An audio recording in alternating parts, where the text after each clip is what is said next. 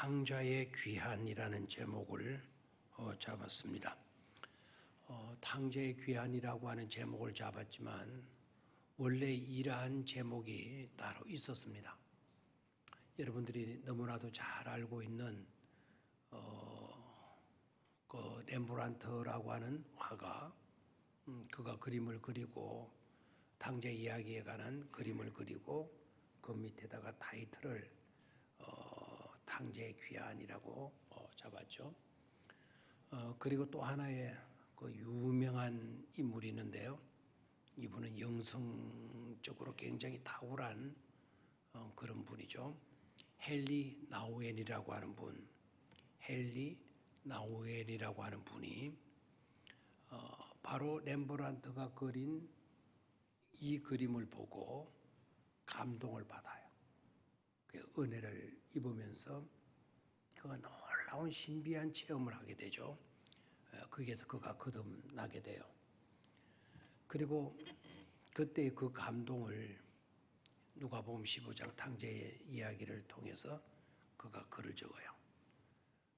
자기가 책을 쓰고 그 책 이름도 탕자의 귀한이라고 하는 이름을 붙이게 돼요. 렘브란트가 그린 탕자의 비유에 된 그림도 탕자의 귀한, 그 다음에 헨리 나우엔이 렘브란트가 그린 탕자의 귀한이라고 하는 그림을 보고 그가 감동을 입고 그가 거듭나게 되고, 얼마만큼 감동을 입었는가 하니까 이분은 세계적으로 네노라고 하는 대학의 교수로 있었죠. 그가 교수직을 한 대학이 이거 뭐 세계에서 첫 번째, 두 번째 가라면 서울스럽다고 할 두 대학에, 하나는 예일 대학이라고 하는, 미국의 예일 대학이라고 하는 대학교에서 교수를 하고 있었고, 또 하나는 너무나도 많이 들었겠죠. 하버드 대학의 의과대 교수로 있었던 거예요. 하버드 대학도 유명하지만 또 의과대학이라는 것은 얼마나 또 실력이 있어야 됩니까? 하버드 대학 의과대 교수로 있으면서 이 그림을 보고 감동을 입고 바로 교수직에 사임을 해버리게 돼요. 교수직을 다 내려놓고, 그리고 지적 장애를 가지고 있는 단체에 가서, 지적 장애 알죠? IQ가 지적인 능력이 제대로 되어 있지 못하는 그런 곳에 가서 봉사를 하시다가 거기에서 세상을 떠나게 돼요. 라로시 공동체, 아마 여러분 나중에 집에 가서 한번 라로시 공동체 한번 이름을 검색을 한번 해보시기를 바라요. 거기에 가담해서 평생 지적 장애인들의 휠체어를 밀고 다니고 그들의 코를 닦아주고 그들을 목욕시켜주고 배설물을 치워주고, 네노라고 하는 세계적인 지성인이 그림 하나 딱 보고 감동을 입어가지고 획가닥 해버린 거예요. 그 명예지, 그 대단한 지적인 자리, 높은 지적인 수준의 자리에서 내려와서 가장 밑바닥에 그 장애인들을 돌보는 일을 하다가 하나님의 부르심을 입은 거예요. 자, 예수님의 탕자의 이야기가 한 화가에게도 감동을 주어가지고 탕자에 대한 이야기를 한 폭의 그림에다가 담았고요. 한 폭의 그림에 담겨져 있는 그 그림을 보고 세계적으로 지성인이라고 할 수 있는 한 지성인이 그 그림에 감동을 받고 그의 인생이 획가닥해져 버린 사건이 바로 이 탕자의 이야기 속에서 일어나게 돼요. 자, 오늘 그래서 여러분들에게 설날도 지나고 해서 뭘 한번 선물로 드릴까 싶어 고민하다가 오늘 이제 여러분에게 최고의 선물을 드리게 될 건데, 어떤 분들에게는 최고의 선물이 될 수가 있고 어떤 분들에게는 에이 뭐 이까지 종이 한 장이라고 생각이 되어질 분들도 있으리라 생각을 해요. 그거는 이제 제가 이렇게 저렇게 할 수가 없어요. 여러분들에게 달렸어요. 이 그림 하나를 통해서 내 삶이 새롭게 거듭나게 되는, 내가 다시 태어나게 되는 그와 같은 은혜를 입게 되든지, 아니면 그냥 하나의 휴지 조각, 그리고 취급이 되어든지 가는 것은 여러분들에게 달려 있다 이 말입니다. 그래서 오늘은 제가 렘브란트의 그림을 아마 제가 우리 교회에서 세 번째가 될 것 같은데요. 두 번째 아니면 세 번째가 될 것 같은데 오늘 그림 이야기를 좀 하도록 하겠어요. 우리가 오후 예배가 있을 때는 좀 테마를 해가지고 특별한 프로그램, 문화적인 이와 같은 문제들도 좀 다뤄보도록 그렇게 하겠습니다. 하나님은 여러 가지 방법으로 말씀하시는 거 아시죠? 과학이라는 것을 통하여서도 말씀하시고, 저 숲속에 가면 새들을 통해서, 나무들을 통해서, 조그만 들꽃을 통해서도 하나님은 말씀을 하시고, 저 바다에 가면 파도를 통해서 말씀을 하시고, 또는 예술가를 통해서도 말씀을 하시고, 그림을 통해서, 화가를 통해서도 하나님은 말씀을 하시고, 하나님은 여러 모양으로 말씀해 주시는 분이세요. 그래서 오늘은 한 화가에게 하나님은 감동을 주셨고, 이야기가 그를 감동케 했고, 그 감동을 받은 화가가 한 폭의 그림으로 예수님의 이야기를 담아놓은 그림을 감상하도록 그렇게 하겠습니다. 자, 그럼 선물을 받으시기를 바랍니다. 일부러 들어오실 때 주었으면 간단한데, 이제 일부러 이제 선물의 가치를 좀 높이기 위해서 이렇게 이제 나눠 드리게 됩니다. 또 이거 받으시면 되게 애기게 이 무슨 선물이야, 니나 해, 이런 분들도 있으리라 생각을 해요. 근데 오늘 그 받아 보시면 여러분들이 다른 데서 보는 것보다 굉장히 선명하다라는 걸 느끼게 될 겁니다. 굉장히 선명한 사진이고 있어요. 일일이 그거를 2층에도 좀 나눠드리고 2층에도 좀 모자랄 것 같기도 한데, 자, 그 그림을 했습니까? 제가 여러분 주느라고 제 건 없네요 지금. 그래서 저 화면을 같이 이제 보면서 그림 감상으로 들어가도록 하겠습니다. 자, 이 그림이 이제 우리 교회 카페에도 액자 속에 넣어놨어요. 제가 그걸 러시아에서 꽤나 비싸게 주고 산 겁니다. 저 그림 한 장이 10만 단위가 넘어가요. 이것도 아마 이게 지금 카페에 붙어 있는 액자 속에 있는 그림보다도 이게 더 선명해요. 그래서 저도 찾던 그림이에요.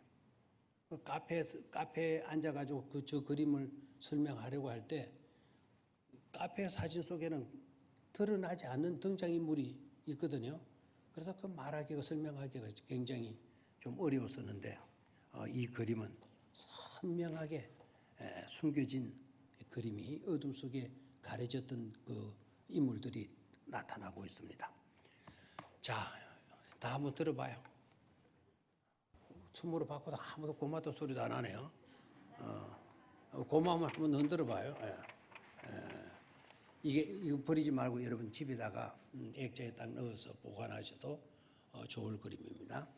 자, 렘브란트가 이 그림을 언제 그리는가 하니까요, 놀라지 마십시오. 렘브란트가 이 그림을 그렸던 때가 1669년도입니다. 자, 우리 교회 생일을 여러분 아십니까? 우리 교회 생일이 1895년입니다. 자, 그러면 렘브란트가 이 그림을 그린 때가 언제냐? 1669년이에요. 우리 교회보다 나이가 많다, 적다? 나이가 많으면 어느 정도 더 많아요? 약 얼마 정도? 약 200살이 더 많아요. 200살이 더 많아요. 200살 정도가. 그럼 우리 교회도 오래된 교회인데, 우리 교회가 탄생하기 몇 년 전에, 200년 전에 그린 그림이에요. 자, 그러면 이 그림은 골동품 중에 골동품이죠? 그렇죠? 옛날 옛적의 그림 아닙니까? 그럼에도 불구하고 이 그림은 캐캐 묵은 그림이라고 취급하는 사람이 있다 없다? 없다라는 거예요. 없다. 살아있는 거예요. 유명한 작품들은 살아있는 거예요. 성경 말씀이 옛날 옛적에 지금부터 뭐 모세오경 같은 4,000년 전에 3,000년 전에 뭐 기록된 옛날 옛적에 고리타분한 말씀 그렇게 여깁니까? 지금은 또 살아서 말씀하는 하나님의 말씀 아닙니까? 그렇죠? 그래서 유명한 것은 시간이 오래 갔다 하더라도 늙어지거나 쇠화해지는 것은 아니다라는 거예요. 유명한 말이 있죠. 그렇죠? 사람은 살다가 가요. 그러나 그가 남긴 글들은 영원히 남아있는 것을 보게 돼요. 이게 중요한 것이죠.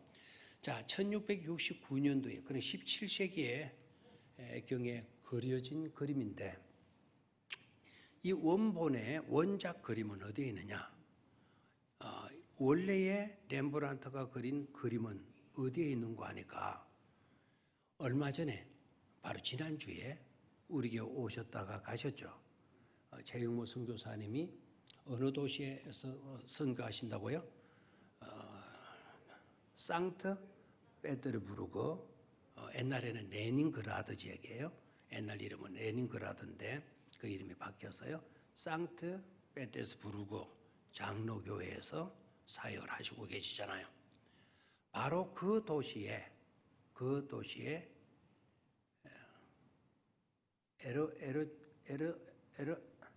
에르주 박물관 이름 에르미타슈 하나 정말 이름 못 외워서요. 그 박물관 이름이 에르미타슈 에르미타슈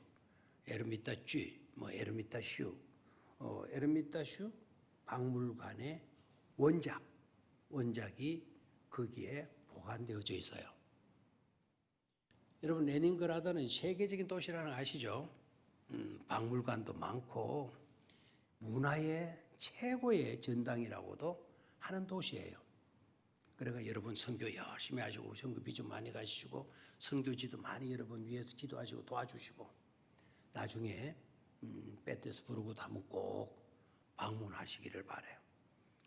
그 도시만 봐도 일주일 열흘 갖고는 다 구경 못 한다 그래요. 뭐 내노라는 모든 것들이 거기에 다 들어있다 보고요. 조금 형편이 되어지게 되면 거기에 조금만 국경을 통과하고 벗어나게 되면 핀란드가 있고 스웨덴이 있고 노르웨이가 있고 헝가리가 있고 뭐 하는 지역이에요. 그럼 북유럽까지 한번 쭉 여행하시고 돌아오면 그저 그만이죠. 목사님 꿈 같은 소리 그만하세요. 지금 어느 시대인데 그러세요. 코로나 끝나거든 그렇게 하라 이 말입니다. 코로나 끝나거든. 지금 코로나 때문에 아무것도 못하죠. 여러분 아셔야 합니다. 우리는 그런 여행 뭐 저 노르웨이까지 한번 가보기 위해서 한번 간다 이럴 수 있지만 여러분 그렇지 않은 분들 있어요. 그분들이 어떤 분들인가 하니까 1년 중에 시간을 타임을 딱 정해놓고는요. 상트페테르부르크 가요. 당신은 왜 이번에 상트에 가십니까? 라고 물으면 이거 보러 간다는 거예요. 이거 하나 보러. 이거 하나만 보고 와도 자기네들은 여행이 만족한다는 거예요. 이거 하나 보기 위해서. 여러분 유명한 모나리자 그림 보기 위해서 여기서 그림 좋아하시는 분들은 파리까지 날아가요. 파리까지 날아가서 루블 박물관에 들어있는 모나리자 그림을 봐요. 이분들은 다 뭐 거기에 가서 에펠탑 이런 거 뭐 세너강 보트 타는 거 이런 거 관심 하나도 없어요. 날이면 날마다 모나리자 그림 앞에 가서 그거 들여다보고 앉았어요. 완전 매니아들이죠. 완전히 그게 빠지는 사람들이죠. 이 원작의 그림은 어디에 있다? 어디에 있다? 에르미타주 박물관에 원작이 보관되어져 있다. 그럼 여러분들은 이렇게 조그만 그 그림 사진을 받았지만은 이 그림의 크기가 어느 정도 되는 거 아니까 가로가 1.8m 정도 돼요. 가로가 1.8m, 세로가 2.4m예요. 우리 키보다도 훨씬 더 큰 그림입니다. 그래서 가로가 1.8, 세로가 2.4. 그 그림 앞에 서게 되면 우리가 굉장히 작아 보입니다. 저도 거기에 가서 사진을 찍고 했는데 뭐 어느 때 가도 이 렘브란트의 당자의 귀환의 그림 앞에는 사람이 북적거려요. 사람이 북적거려요. 우리가 갔을 때는 정말 사람들이 그러던데요. 행운하라 그래요. 행운 굉장히 행운이 있다라는 말을 쓰더라고요. 왜 그런가 했더니 우리가 갔을 때 그 당제의 귀환의 사진 앞에 사람이 없었다는 겁니다. 그래서 저는 앉아서도 보고 가까이 가서 밑에서도 쳐다보고 멀리서도 바라보고 왜 아까 그분 아까 누구라 그랬죠? 유명한 의학 박사 누구라 그랬나요? 누구? 좀 크게 이야기해. 헨리 나우엔. 이런 분들은 조금 이름마저도 기억해 두시면 좋아요. 헨리 누구요? 나우엔. 서점가에 가면 헨리 나우엔의 책들이 수두룩하게 나와 있어요. 24권 정도 집필했어요. 꼭 한 번씩 사서 읽어보시는 것도 좋아요. 책이 그렇게 두껍지도 않아요. 읽기가 아주 좋을 정도로 두껍지도 않고 어느 책이든지 사서 읽어보시면 굉장히 좋아요. 이분 책 중에 특히 또 감동적인 책은 상처 입은 치유자라고 해서 예수님의 생애를 이야기한 상처 입은 치유자. 예수 그리스도는 상처 입은 몸으로 상처 입었기에 상처 입은 자들을 치료해 주시는 너무나도 위대하신 의사이시다라는 것으로 예수님을 소개하는 책이기도 해요. 헨리 나우엔. 이분 이야기를 제가 알고 그 그림 앞에 섰었거든요. 나는 이 원작 그림이 거기에 있는지 몰랐어요. 그냥 박물관에마다 이 모조 작품 이런 거 하나 그려놓은 줄 알았거든요. 근데 헨리 나우엔이가 바로 에르미타주 이 박물관에 바로 이 렘브란트의 당자의 귀환의 그림 앞에 서가지고 떠날 줄 몰랐다 그러는 아닙니까? 4시간 동안 그 그림 앞에 꼼짝도 안 하고 그 그림을 뚜루지게 들여다보다가 딱 은혜 받은 거예요. 돌아가서 그 모든 세상적인 명예 다 내려놓고 아까 라루시라고 하는 공동체에 들어가서 지적인 장애자들 참 너무 안타깝죠. 그래들 보면 그죠? 너무 처절하고 너무 불쌍하기도 하고 그분들을 돕는 일로 자기 인생을 마쳤는데요. 그분에게 감동을 주게 되죠. 자, 그러면 이제 그림 속으로 들어가서 지난번에 설명한 것도 있지만 중복되는 점도 있겠지만 그러니까 오늘은 좀 다른 각도에서 좀 살펴보도록 하겠어요. 자, 화면을 보셔도 화면 안 나오나? 화면을 보셔도 되고 이런 그림을 들여다 보셔도 되겠습니다. 일단 여러분들이 여기에서 여러분의 시선이 먼저 가는 곳이 어디입니까? 이 그림을 딱 보면 어디에 눈이 먼저 갑니까? 당자에 먼저 갑니까? 당자가 밝게 나와 있네요. 그 다음에 당자의 아버지죠, 그죠? 당자의 아버지와 당자가 이렇게 눈이 갈 겁니다. 잘 보셨어요? 딱 드러나고 있는 두 분이니까. 자, 먼저 아버지의 모습을 봅니다. 아버지의 모습. 아버지가 잘생겼나요? 못생겼나요? 저걸 보고 뭐 잘생겼다, 못생겼다. 또 이 사진을 보고 이 그림을 보고 이 그림 잘 그렸다, 못 그렸다. 이렇게 평가할 수 있는 것은 아니라고 봐요. 그런데 미술을 전공하신 분들 이야기 들으니까 이 그림이야말로 완벽에 가까운 그림이라고 그러네요. 저와 여러분들은 좀 나보다는 낫겠지만 저는 꽃을 원색으로 화려하게 그렇게 그려야 이게 그림이 좋지. 이렇게까지 시커멓게 그려놓고 뭐 사람 얼굴답지 않게 이렇게 그려놓고 하면 이런 그림 보고는 난 참 호감은 별로 안 가더라고요. 근데 이 그림은 아버지의 모습을 아주 미남 스타일의 뭐 알랑들롱 할아버지처럼 이렇게 그리지를 않고 너무나 야유에 있는 할아버지의 모습이에요. 굉장히 힘이 없어 보이기도 하죠, 그죠? 굉장히 늙어 있는 모습이기도 해요.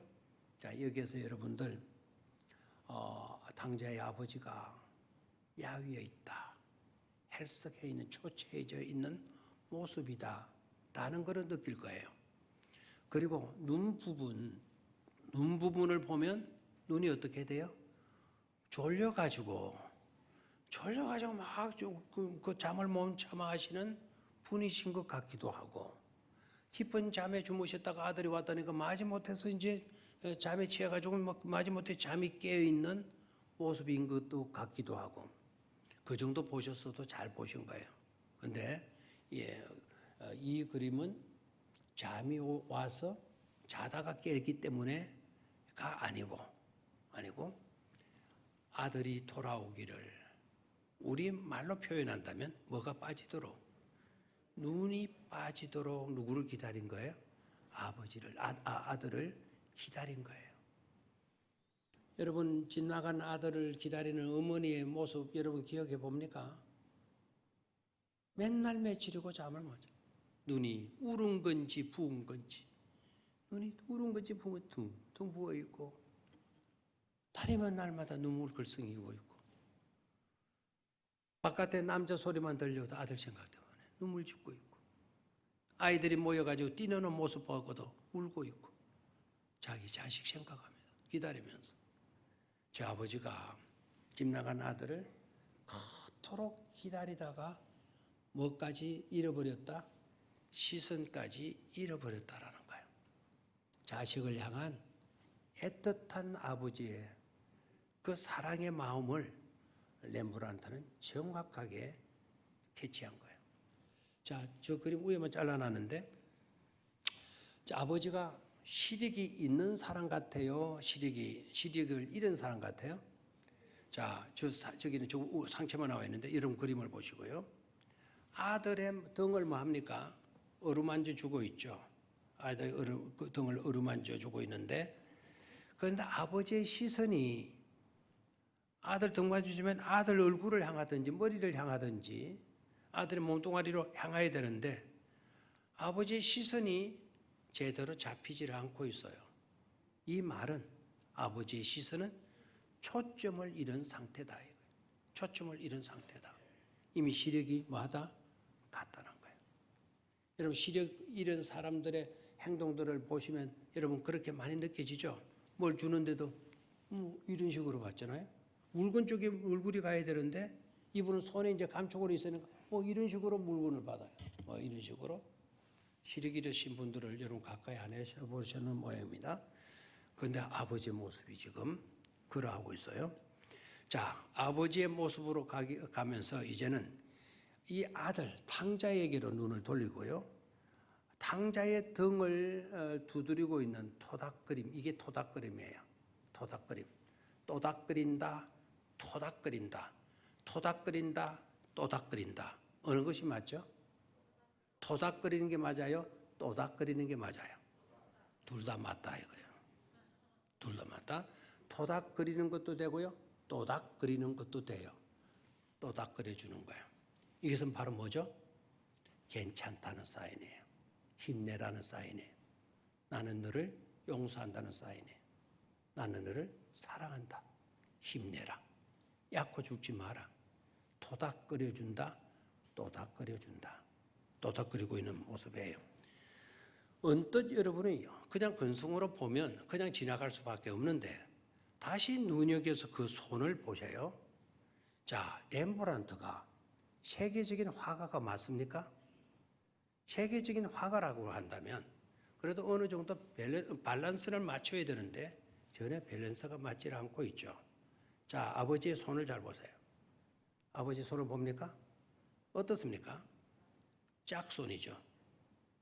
맞습니까? 한 손은 크고 한 손은 적죠.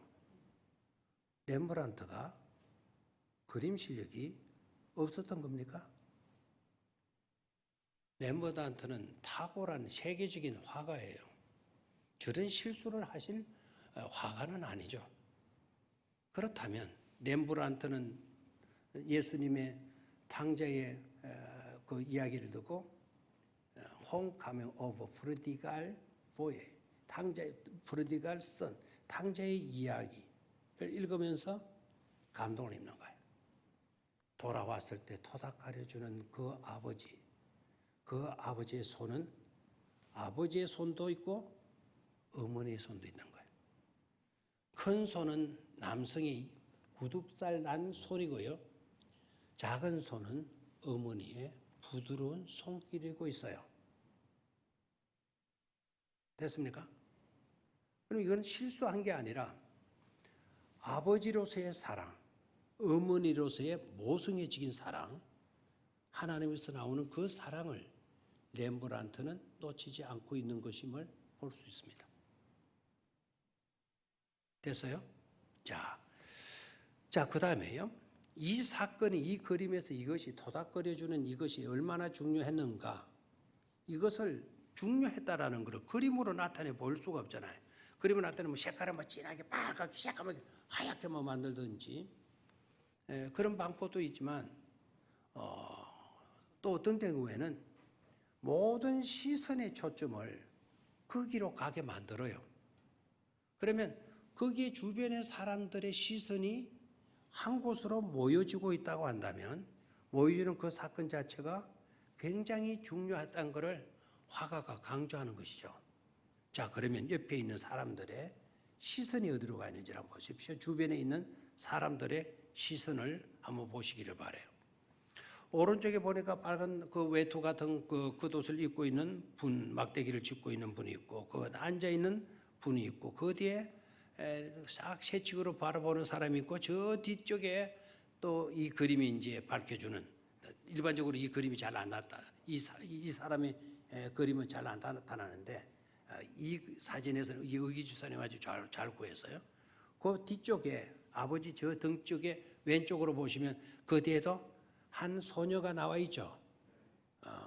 자, 그러면은 주변에 네 사람이 등장하고 있는데 네 사람이 시선이 어디가 있습니까? 탕자의 아버지의 얼굴에 가 있습니까? 아니면 탕자의 얼굴로 가 있습니까? 아니면 등 또닥거려주는 아버지의 손에 가 있습니까? 모든 사람들의 시선이 등 또닥거려주는 아버지의 손으로 향하고 있습니다. 그럼 렘브란트가 이 그림을 통해서 뭘 강조하는 것이죠? 용서하는 아버지의 손길, 품어주는 아버지의 손길, 감싸주는 아버지의 손길, 맞이해주고 토닥거려주고 격려해주는 아버지의 손길에 렘브란트는 뭘 주고 있어요? 강조하고 있는 거예요. 하나님의 용서가 중요하다는 거죠. 하나님은 이러한 성품을 가지신 하나님이시라는 것을 렘브란트는 그림을 통해서 우리에게 나타내 보여주고 있는 겁니다. 자, 저를 봐요. 여행을 가도 그러고 어떤 것을 설명하고 이해하고 감상하는 데 있어서도 동일한 원칙이 있잖아요. 그 동일한 원칙이라는 게 뭔가 하니까 아는 것만큼만 보이는 거예요. 많은 것만큼 보인다? 아는 것만큼만 보이는 거예요. 여러분, 이 그림을 보고 몰랐으니까 이 그림을 근성으로 넘겼어요. 이제는 조금 알고 보니까 어허 하고 짚혀지는 게 있죠. 그렇죠? 우리는 탕자의 이야기를 글로 아니면 누군가의 설교를 통해서 듣고 보는 것으로 이제까지 탕자의 이야기를 이해했어요. 근데 화가의 입장에서는 이것이 자기에게 주어진 은사로 한 폭의 그림으로 와닿는 거예요. 렘브란트는 한 폭의 그림으로 와닿은 이것을 놓치지 않고 자기가 그리면서 특히 그 가운데 중요한 부분들을 이와 같은 식으로 표현하고 있는 겁니다. 그것을 모르고 이 그림을 보게 되면 뭐 그걸 가지고 그래, 뭐 그까지 가지고 그래, 이런 식으로 생각하고 말죠. 하잘것없는 그 같은 그림, 뭐 유명하다 하니까 뭐 그런 모양이네, 이런 식으로 취급하고 지나가 버리고 말 것입니다. 자, 여기에서 여러분 봐야 되는 거는 하나님의 토닥거려 주신 용서, 그렇죠? 아버지의 권위로 어머니의 자상하심으로 죄인된 탕자를 뭐 해주고 있다. 또닥거려주고 있고 품어주고 있고 안아주고 있고 그 말은 하나님이 집 나간 죄인을 탕자와 같은 죄인을 뭐 해주신다? 용서해 주신다라는 것이죠. 렘브란트가 이게 좋았던 거예요. 바로 이 탕자가 자기일 수도 있잖아요. 렘브란트 자신일 수도 있잖아요. 그런 나를 하나님은 어떻게 대하실까? 회초리로? 아니면 꾸지람으로? 아니면 당장이라도 검사들, 경찰들 보는 이놈의 새끼 버르장머리 없는 이놈. 이 새끼 다 죽게 되는 건 나한테 찾아와도 귀찮으니 끌고 가세요. 경찰? 그런 것으로 아니고 토닥거려주고 품어주고 해주는 모습으로 그리고 있어요. 자, 밑으로 갑니다. 밑으로 가면 자, 이제 누가 나오죠? 어떤 사람? 이 프로디갈 선, 프로디갈, 탕자, 망나니, 개망나니, 개보다도 못한 삶을 산 사람, 탕하죠, 탕하. 둘째 아들이죠? 됐습니까? 자, 둘째 아들의 시선을 봅니다. 자, 렘브란트가 이 아들을 그릴 때, 자, 여러분 사진보다는 이 사진은 제대로 또, 저 앞에 있는 그림을 보세요. 이 앞에 있는 화면을 보시면 아들의 의상이 뭘로 비치죠? 흰색으로 비쳐요? 황금색으로 비쳐요? 자, 눈이 있어도 뭐 구분도 못 합니까? 탕자 아버지가 다 된 모양입니다. 색깔 구분이 안 됩니까? 자, 아들이 어떤 모습이죠? 황금색이죠. 아들 치고는 저 황금색? 저대로 그렸다면은 뭐 까만색으로 칠해버리든지 아니면 회색으로 뭐 칠해버리든지 아주 우중충한 그림으로 색깔을 입혀야 될 건데 황금색이에요. 렘브란트에 있어 색깔 황금색, 렘브란트에 있어 황금색은 굉장히 중요한 의미를 갖고 있어요. 신성시의 의미도 있어요. 지난번에 왜 애굽으로 피난 가는 그 마리아 예수님의 행렬 거기에서도 예수님을 황금색으로 딱 옷을 입혔잖아요. 마찬가지죠. 저 아들이 죄인의 모습으로 있는 것이 아니라 아버지의 용서의 손길이 탁 놓이는 순간 손길 옆에 광채가 희게 환하게 비칩니까? 색감 처리를 그렇게 했습니까? 그냥 색깔을 보기 좋으라고 저렇게 칠한 게 아니라는 것이죠. 아버지의 용서의 손길이 딱 토닥거리면서 덩어리에 올려지는 순간 이 아들은 냄새나고 추악한 더러운 옷을 입은 망나니로서의 죄인 중의 죄인으로서의 아들이 아니고 이 아들은 신성한 아들이 되었다. 이제는 거룩한 아들이 되었다. 라는 것을 황금색으로. 그래서 아버지의 손하고 그 아들의 덩어리 심지어 아들의 뒤통수까지 다 마치도 황금색 골든 머리카락처럼 이렇게 했어요. 그래서 저 손길은 무슨 손길이라? 사랑과 용서, 받아들임, 더러운 것을 깨끗하게 만들어주는 추한 것이 광채가 나는 황금색으로 이렇게 표현을 하고 있다는 점입니다. 자, 그 다음에 여기서 눈여겨보고 또 보여야 되는 것은 밑으로 좀 내려가 볼까요? 저 그림에서 이제 발을 좀 비춰주면 좋겠는데, 자, 한 발과 두 발이 있는데 조금 다른 점이 있죠. 하나는 남학신이 벗겨져 있고요. 하나는 남학신이 아직 신겨져 있는데 신겨진 남학신을 잘 보십시오. 어떻습니까? 뒤꿈치가 다 닳아서 없어졌죠. 이 아이가 어느 정도의 형편없는 꼴이 되어졌는가를 저 신발을 통해서 볼 수가 있는데 의상도 사실은 저런 남학신처럼 되어져야 되는데 의상도 남학신처럼 되어야 되는데 더럽기로 이런 말할 거 없죠? 그야말로 남루하다라는 표현이 맞을 거예요. 남루한 옷인데도 그렇게 안 보이게 만들어서요. 자, 모든 옷 모양은 형편없는 것 같은데 황금색으로 딱 해놨어요. 그래서 이제 저 탕자가 얼마만큼 참 형편없는 꼴이 되어졌는가라는 것을 볼 수가 있죠. 꼴이 뭐가 아니다? 꼴이 뭐가 아니다? 말이 아니다. 저 남학신을 볼 때 저를 봐요. 남학신을 볼 때 집 나가기 전에 작은 아들의 모습하고 한번 대조를 해봐요. 집 나가기 전에 아버지에게는 그 아들이 어땠습니까? 당당했어요. 이놈의 자식이 이렇게 보통 버릇없는 놈이 아니에요. 당당해요, 아버지한테.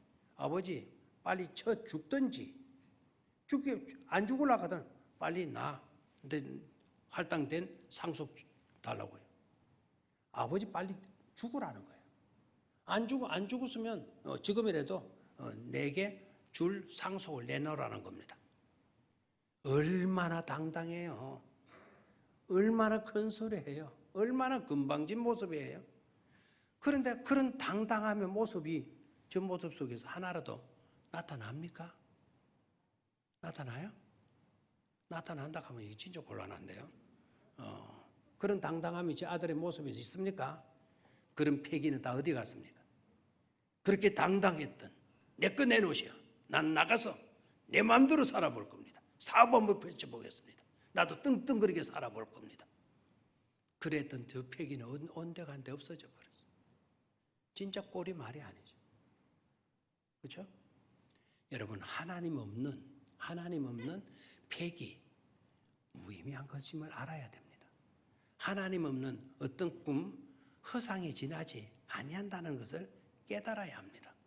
하나님이 나를 도와주시지 아니하시면 저런 남루한 폐인의 모습으로 비춰질 수밖에 없는 나라는 것을 인지하셔야 돼요. 자, 이 그림에서 또다시 탕자의 모습에 또다시 눈여겨봐야 될 것은 저기에도 조금은 나타나는데 여러분 사진을 보시면 알겠어요? 오른쪽 옆구리에 뭐가 있죠? 오른쪽 이제 화면도 나옵니다. 앞에도 나옵니다.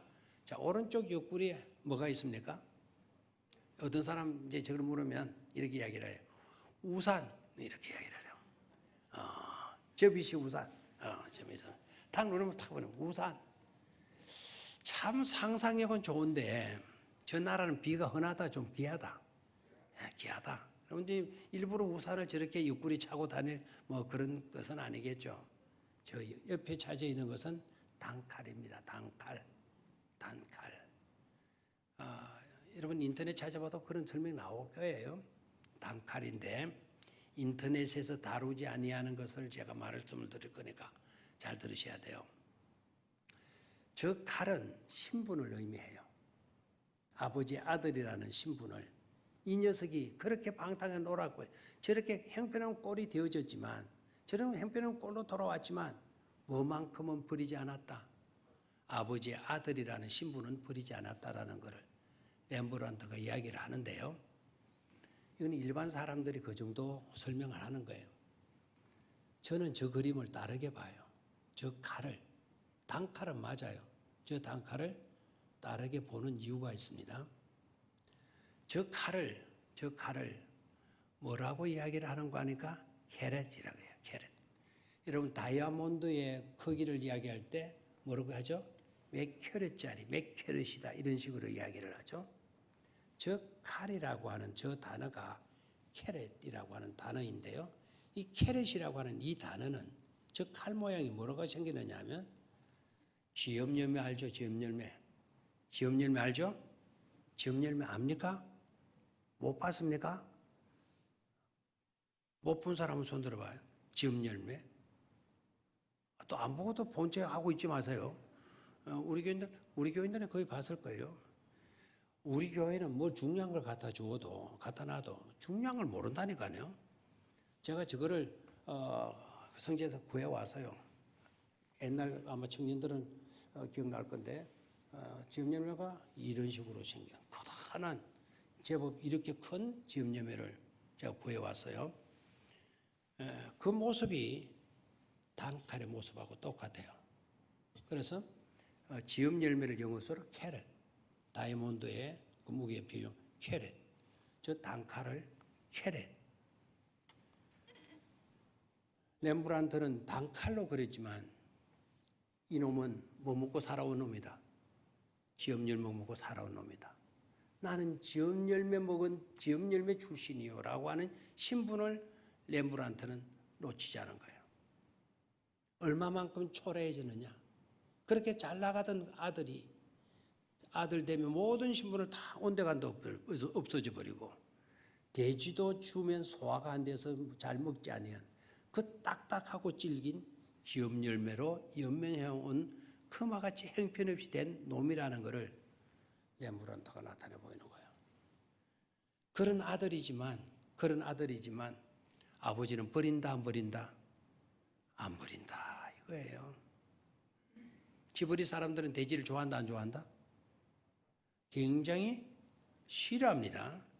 굉장히 싫어하는 그 직업을 저 탕자가 가지고 있잖아요. 나중에 지엄열매도 달라고 그러니까 그거마저도 주는 사람이 있었다 없었다? 없었다라는 거예요. 자, 그래서 오늘은 여러분들이 저 그림을 보면서 옆에 차고 있는 뭐를 봐라? 단칼을 봐라. 그 단칼에 똑같은 의미가 바로 뭐다? 지엄열매다. 그 이름을 뭐라고 그런다? 캐럿이라고 그런다. 아시면 돼요. 그러니까 렘브란트가 저 아들이 얼마나 형편없이 되어졌는가. 정말 말이 아닌 그런 아들이지만 아버지는 뭐 해주고 있어요? 토닥거려주고 있다. 이게 아버지다라는 거예요. 이게 아버지다. 이게 어머니다라는 거예요. 이게 부모라는 겁니다.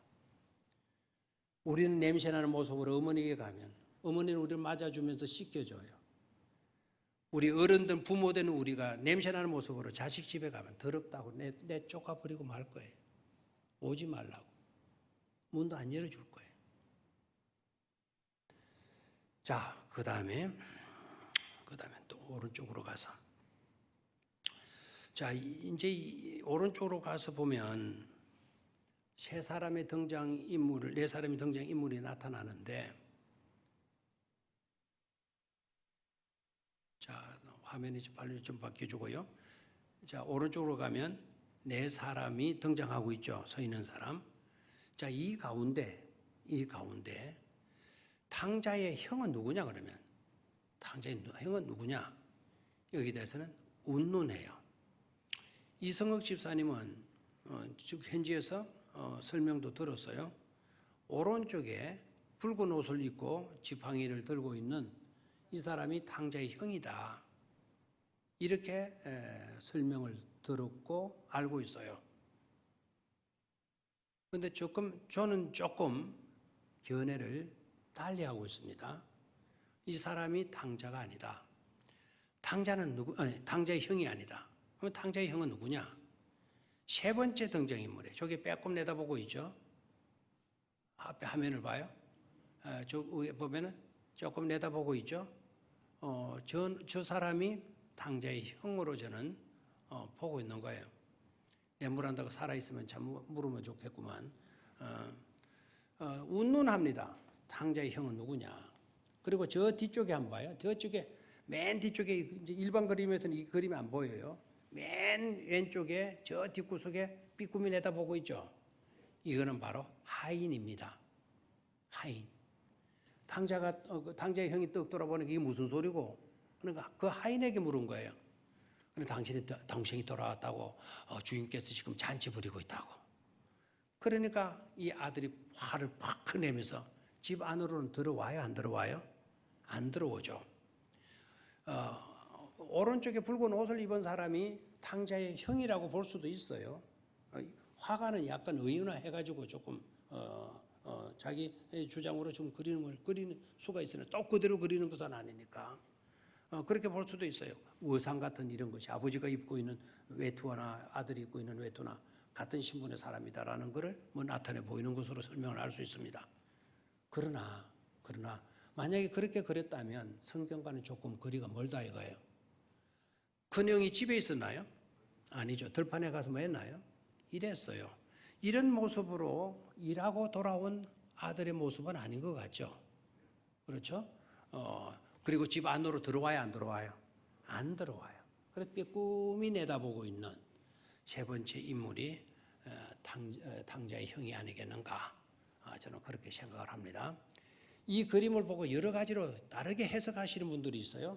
이 탕자를 예수님으로 해석하는 사람도 있어요. 이건 너무 알레고리칼 해석이니까 그런 해석은 우리가 본받을 필요는 없어요. 자, 그러면 시간이 없으니까요. 결론적으로 이 그림에서 뭘 봐야 되는가 이제는. 자, 탕자의 모습에서 아버지 품에 안겨 있는 탕자의 모습에서 들어봐요 이제. 그림을 어느 정도 여러분이 머릿속에 그려져 있을 겁니다. 이 그림에서 뭘 우리가 이제 느껴야 되느냐. 돌아갈 곳이 있다라는 거. 돌아갈 곳이 있다라는 거. 이게 얼마나 소중하고 귀한 일인가를 이 그림을 통해서 볼 수 있어야 된다 이 말입니다. 여러분들이 어떤 형편에 있든지 간에 여러분 지금 돌아갈 곳이 있습니까? 지금 돌아갈 곳이 있어요? 여러분 가정, 여러분 집, 여러분의 직장, 영원히 돌아갈 곳은 아니에요. 그 사무실도 언젠가는 없어질 수 있어요. 여러분이 살고 있는 주거지도 불타 없어질 수도 있어요. 내 꼴이 지금 이 정도로 되니 돌아갈 곳이 있다고 생각하는지 모르지만 이 탕자처럼 그야말로 형편없이 되어져 버려도 바로 그 순간에라도 돌아갈 곳이 있는가라는 거예요. 헨리 나우엔이 이 그림 앞에 4시간 동안 묵묵히 서서 저 탕자는 그래도 돌아갈 곳이 있었구나. 돌아갈 곳은 아버지의 품. 아버지의 품. 이곳이야말로 돌아가야 할 곳이구나. 나는 감동을 거기에서 받게 되는 거예요. 돌아갈 곳이 있다라는 거. 이게 우리에게 주어진 엄청난 큰 축복이고 은혜이지 않느냐는 거죠. 여러분 돌아갈 곳이 있습니까? 없습니까? 여러분 어떤 모습으로라도 돌아갈 곳이 있습니까? 그곳이 바로 어디죠? 아버지께로요. 하나님께로 돌아갈 수 있다라는 것. 우리에게 크나큰 은혜요 축복이 아닐 수 없는 줄로 믿습니다. 돌아갈 수 있다라는 것. 돌아가게 되면 아버지가 어떻게 해주셔요? 용서해 주시고 뭐 해주신다? 맞아 주신다. 품에 안아 주신다라는 거죠. 시간이 벌써 다 됐네요. 다음에 또 한 번 더 하면 되죠. 마지막으로 하나만 더 짚을게요. 헨리 나우엔이 왜 이 그림을 보고 내노라 하는 하버드 대학 그것도 의대 교수직을 내려놓고 왜 저 밑바닥으로 내려갔는가? 왜 지적 장애인들을 돌보는 그런 일은 아무라도 할 수 있는 일일 텐데 그렇게 뛰어난 지성인이 꼭 그래야만 됐는가라는 의문이 일어날 수가 있죠. 그런데 왜 그는 그렇게 했을까라는 거예요. 그는 왜? 이제 마지막으로 렘브란트는 여기에서 아버지와 아들의 모습으로 다시 생각을 하게 되고 렘브란트의 그 사상과 생각을 나우엔이 그대로 동감하는 거예요. 이를 동감이라고도 하고 공감이라고도 해요. 공감한다라는 게 이게 얼마나 귀중한지 몰라요? 우리 모두가 어떤 일을 그래요 라고 할 때 우리 모두가 다 공감이 이루어지기 때문에 그래요. 공감이 아름다운 것으로 공감이 잘 이루어지는 그런 교회일수록 은혜로운 교회예요. 하나님이 기뻐하시는 그런 교회예요. 그런데 이게 분명히 하나님 기뻐하실 일인데도 불구하고 아무도 공감하는 성도들이 없는 거예요. 그러면서도 10,000명이나 모이네요. 10,000명 모이도 그런 교회는 힘없는 교회가 되고 마는 겁니다. 자, 헨리 나우엔이 이 그림을 읽고 어떤 공감의 은혜를 받게 되는 거니까 용서하는 자가 있고 용서받는 자가 있어요. 아버지는 용서하는 자로 나타나고 있고 탕자는 용서받는 자로 나타나고 있어요. 근데 대다수 우리들의 사고는 용서받는 아들의 입장에서만 서고 있어요. 헨리 나우엔이 여기에서 모든 것을 내려놓을 수 있었던 것은 은혜 받은 나 용서받았으니 나는 언제나 용서받는 자로 이대로 앉아 있어서는 안 된다. 나는 용서받았으니, 나는 은혜 입었으니, 나는 사랑받았으니 이제는 내가 일어서서 아버지 자리로 올라가야 된다. 아버지 자리가 어떤 자리입니까? 용서하는 자리, 용서를 베푸는 자리, 사랑받는 자리가 아니고 사랑하는 자리. 아하, 바로 이것이로구나. 탕자에게만 우리의 시선이 모아질 것이 아니라 이제는 그 탕자를 품어주고 용서하는 아버지의 자리로 우리가 올라서는 일이 중요하구나. 용서받는 것도 너무너무도 중요하지만 용서받은 우리라고 한다면 이제는 우리가 아버지의 자리에서 누군가를 뭐 해줄 수 있어야 된다? 용서해 줄 수 있어야 되고 누군가에게 사랑을 뭐 해줘야 된다? 베푸는 자가 되어야 된다라는 거예요. 아멘입니까? 그래서 탕자의 귀환이라고 하는 이 그림, 예사로운 그림이 절대로 아니다라는 거죠. 이 그림 한 폭을 통해서 한 인생이 바뀌어졌고요. 오늘 이야기를 우리가 나누면서도 동일한 은혜로 우리의 마음에 뭔가가 와 닿게 되는 줄로 믿습니다. 저와 여러분들이 용서받은 자로 믿습니까? 그렇다면 이제는 그 자리만 고수하지 마시고 은혜로 용서받았으니 이제는 우리 또한 누군가를 은혜로 뭐 해주는 자가 되자고요? 용서해 주는 자리에 앉을 수 있는 우리 모두가 되셔야 될 줄로 믿습니다. 그렇게 되기를 주의 이름으로 축원합니다. 하나님 아버지,